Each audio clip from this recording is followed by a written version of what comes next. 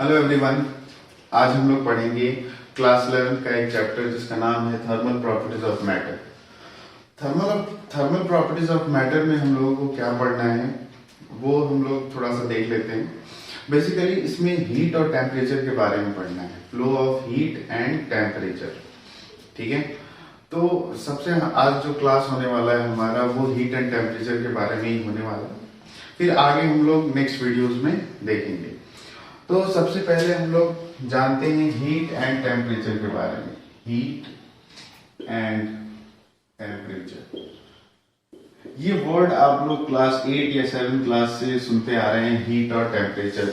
Temperature को अगर define करें तो ये क्या होता है, degree of hotness and coldness. ठीक है, degree of hotness and coldness. और हीट के बारे में अगर हम लोग देखें तो हीट क्या होता है, it is a form of energy which enables us to sense the degree of hotness and coldness. ठीक है, ये क्या करता है, इनेबल करता है, enable us to sense the degree of hotness and coldness, hotness और कोल्डनेस। क्लियर है?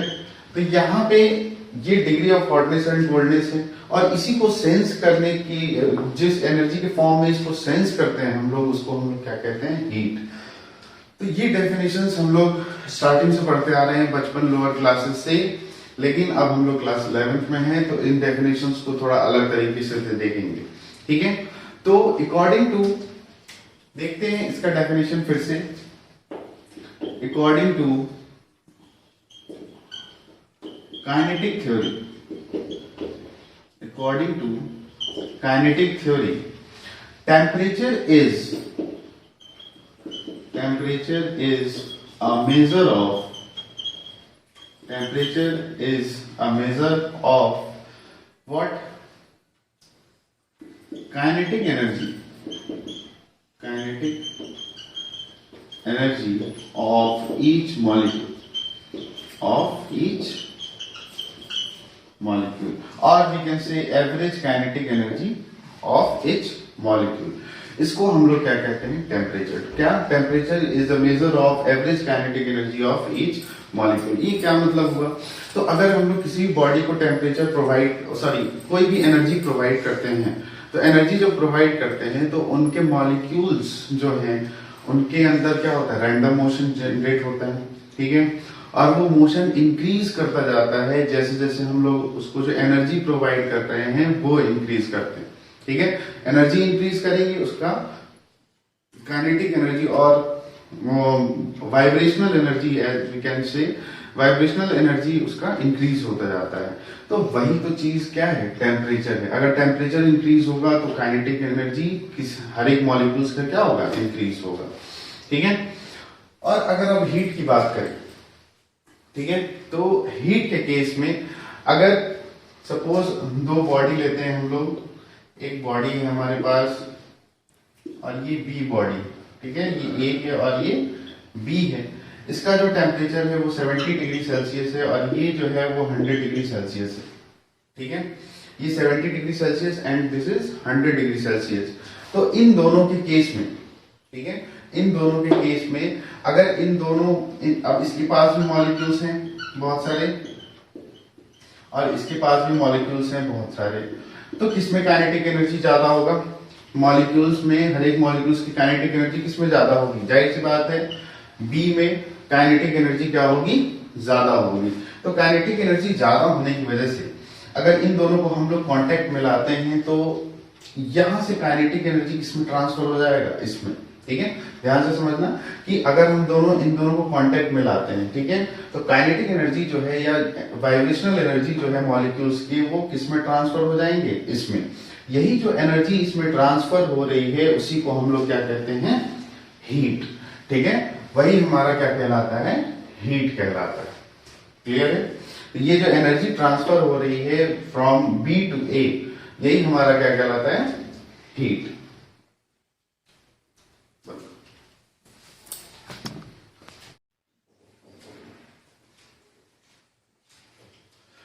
हम लोगों ने एसआई यूनिट देखा किसका, हीट का। हीट की एसआई यूनिट क्या थी, जूल। एसआई यूनिट क्या थी, जूल थी हीट की यूनिट। अब आप लोगों ने कैलोरी के बारे में भी सुना होगा, है ना।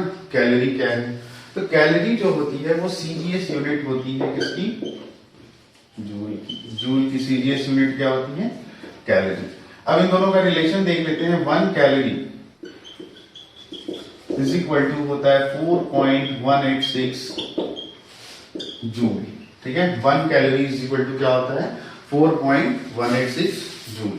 ठीक है, तो ये रिलेशन हम लोगों को याद रखना है ना। अब हम लोग नेक्स्ट टॉपिक पे आते हैं, थर्मोमेट्री। थर्मोमेट्री क्या होता है, तो थर्मोमेट्री एक ब्रांच है फिजिक्स का। ठीक है, thermometry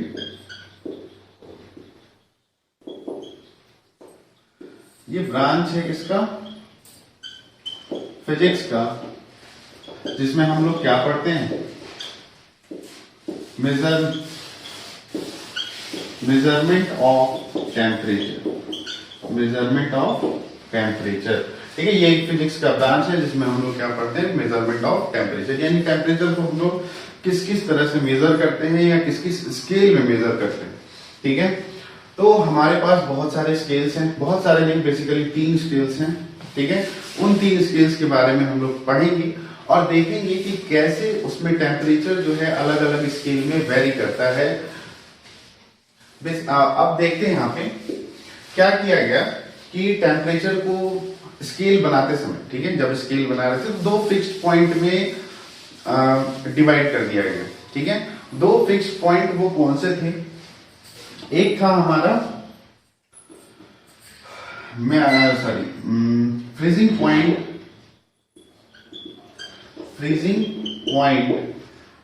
of ice. Freezing point of ice जिसको हम लोग लोअर फिक्स्ड पॉइंट बोलते हैं। ठीक है, lower fixed point. Lower fixed point मतलब जैसे एक स्केल है, तो जैसे हम लोग मेजरमेंट स्केल यूज करते हैं तो लोअर फिक्स्ड पॉइंट क्या होता है, 0, है ना। फिर 0 से स्टार्ट करते हैं, 15 सेंटीमीटर का स्केल है तो अपर फिक्स्ड पॉइंट क्या होगा, 15 सेंटीमीटर। वैसे ही यहाँ पे फ्रीजिंग पॉइंट ऑफ आइस जो होगा वो लोअर फिक्स्ड पॉइंट होगा और boiling point of water, ice तो नहीं होगा ना, वाटर, वो होगा हमारा अपर फिक्स्ड पॉइंट। वो क्या होगा, अपर फिक्स्ड पॉइंट। अब यहाँ पे स्केल लिख लेते हैं हम लोग, स्केल। अब हर एक स्केल का जो होगा अलग अलग मेजरमेंट देखेंगे हम लोग, क्या है कितना है वो सारी चीजें यहाँ पे। सबसे पहले हम लोग सेल्सियस लेते हैं, सेल्सियस स्केल। सेल्सियस स्केल में सबको पता है कि फ्रीजिंग पॉइंट ऑफ आइस कितना होता है, 0 डिग्री सेल्सियस। बॉइलिंग पॉइंट कितना होता है, 100 डिग्री सेल्सियस। ठीक है, 0 degree Celsius and then 100 degree Celsius. अब नेक्स्ट आते हैं हमारे पास केल्विन। केल्विन में जो फ्रीजिंग पॉइंट ऑफ आइस दिया गया है कितना, यानी लोअर फिक्स्ड पॉइंट, ये जो स्केल बनाया गया, उस जो स्केल बनाया गया केल्विन, उसमें सबसे जो छोटा पॉइंट था वो कितना था, 273.15 डिग्री सेल्सियस। और जो अपर पॉइंट था वो कितना था, 373.15 डिग्री सेल्सियस। ठीक है, तो अब हम लोग देखते हैं कि जब ये केल्विन हमारे पास स्केल इतना है 373.15 डिग्री सेल्सियस, तो अगला स्केल है हमारे पास क्या, सेल्सियस हो गया, केल्विन हो गया। नेक्स्ट है हमारे पास फ़ारेनहाइट। ठीक है, केल्विन, फ़ारेनहाइट। अब फ़ारेनहाइट के केस में इसका जो लोअर फिक्स्ड पॉइंट था वो 32 डिग्री फ़ारेनहाइट और ये जो था 212 डिग्री फ़ारेनहाइट, है ना। तो अब ये सारे स्केल, 3 स्केल बेसिकली हम लोग, तुम्हारा स्केल होता है जिसको र्यूमर कहते हैं हम लोग, लेकिन वो जरूरी नहीं। क्वेश्चंस जो बनते हैं, क्वेश्चंस कैसे बनते हैं यहाँ से, तो यहाँ से कन्वर्जन पे क्वेश्चंस बनते हैं कि अगर बताइए 0 डिग्री सेल्सियस को हम लोग केल्विन में कितना लिख सकते हैं या फ़ारेनहाइट में कितना लिख सकते हैं। ठीक है, 25 डिग्री सेल्सियस को केल्विन में कितना लिख सकते हैं, है ना, और फ़ारेनहाइट में कितना लिख सकते हैं। ये कन्वर्जन जो है वो हम लोगों को सीखना है और बहुत ही आसान है। इसका एक बेसिक फॉर्मूला है, अगर वो आप लोगों को समझ में आ गया या याद हो गया तो हम लोग पूरे कन्वर्जन एक साथ कर सकते हैं, ठीक है। और बहुत ही आसान फॉर्मूला है वो। हम लोग यहाँ पे देख रहे हैं कन्वर्जन। कन्वर्जन, तो कन्वर्जन सबसे पहले किसका देखते हैं हम लोग, सेल्सियस। सबसे पहले बेसिक फॉर्मूला देखते हैं, ठीक है। और बेसिक फॉर्मूला क्या है कन्वर्जन का, तो बेसिक फॉर्मूला ये है कि जिस चीज को कन्वर्ट करना है और जिसमें कन्वर्ट करना है, ठीक है। दो चीजें चाहिए हम लोग को, जिस चीज को यानी कौन से स्केल को किस स्केल में कन्वर्ट करना है वो हम लोग देखते हैं, ठीक है।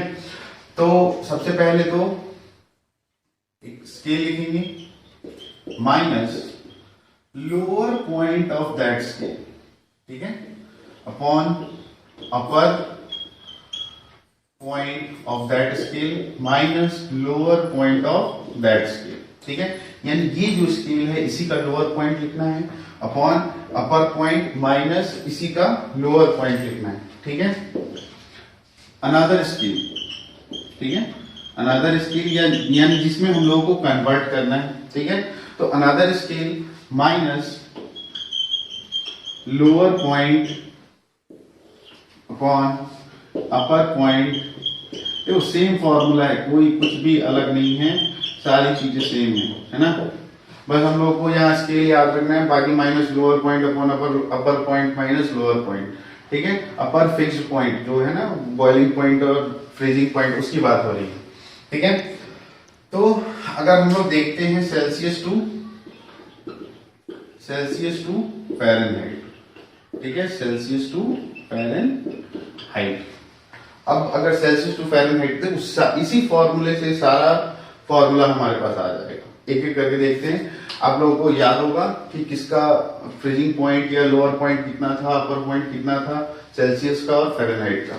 तो उसको यहाँ पे हम लोग को पुट करना है। अब स्केल सेल्सियस है तो हम लोग सी ले लेते हैं, माइनस सेल्सियस का लोअर पॉइंट कितना था, 0 डिग्री सेल्सियस है ना, freezing point, upon upper point यानी बॉइलिंग पॉइंट, माइनस फिर से लोअर पॉइंट यानी फ्रीजिंग पॉइंट, सी माइनस 0 अपॉन 100 माइनस 0, ठीक है। फिर अनदर हम लोग स्केल लेते हैं, तो अनदर क्या है, सॉरी फ़ारेनहाइट है, तो केल्विन यहाँ नहीं लिखेंगे, एफ लिखेंगे फ़ारेनहाइट, माइनस इसका लोअर पॉइंट कितना था 32 है ना, और इसका अपर पॉइंट 212, फिर से लोअर पॉइंट 32। बन गया फॉर्मूला, हो गया। इसको थोड़ा सॉल्व कर देंगे तो ये c अपॉन 100 हो जाएगा, is equal to f minus 32 upon, इसको हम लोग सब्ट्रैक्ट करेंगे तो ये 180 आएगा। इसको कैंसिल कर दे, ये 9 टू द 18 और ये 2 5 जा, तो c upon 5 minus f minus 32 sorry equal two upon 9। तो देखिए ये हमारे पास फॉर्मूला आ गया, ठीक है।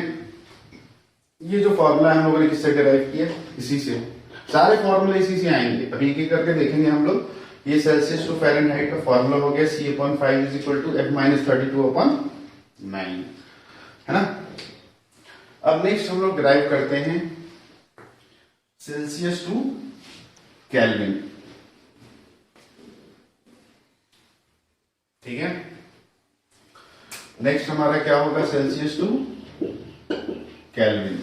सेल्सियस टू केल्विन में फिर से वही चीज देखो, यहाँ पे scale c minus 0 upon 100 minus 0 is equal to Kelvin के माइनस लोअर पॉइंट केल्विन का कितना था 273.15, ठीक है।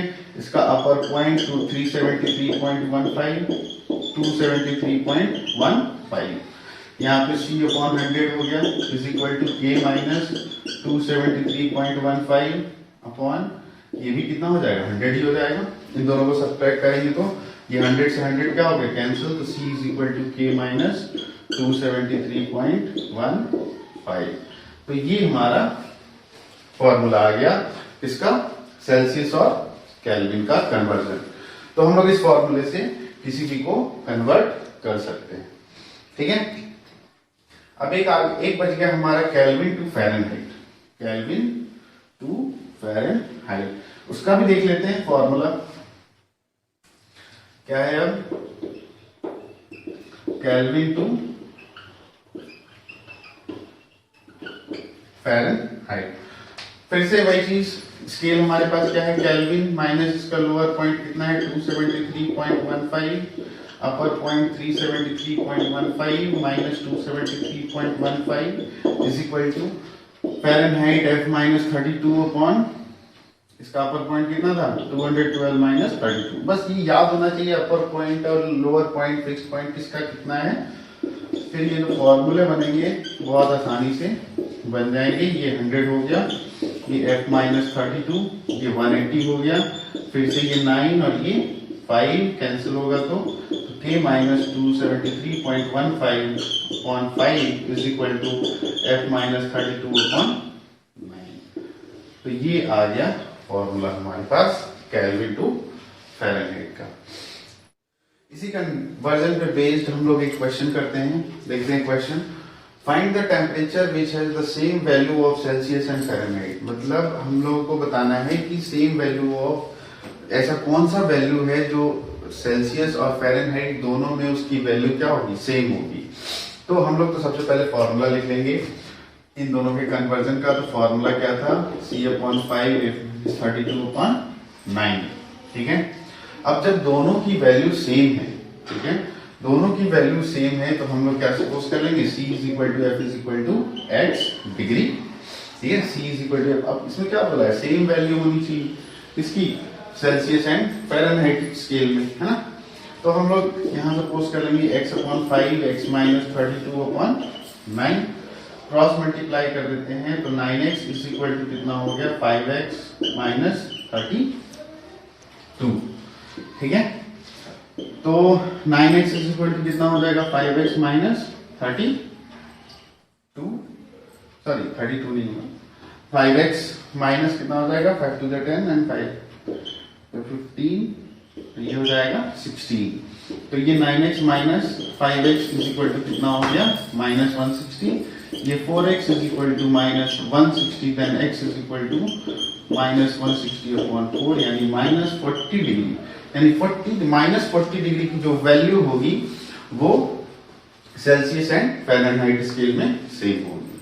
ठीक है, तो आज का वीडियो हम लोग यहीं तक रहने देते हैं। अगली क्लास में हम लोग अगला टॉपिक देखेंगे थर्मल प्रॉपर्टीज ऑफ मैटर का। जब तक आप क्वेश्चन सॉल्व करिए कन्वर्जन पे, कोई डाउट है तो कमेंट बॉक्स में लिखिए। ठीक है, धन्यवाद।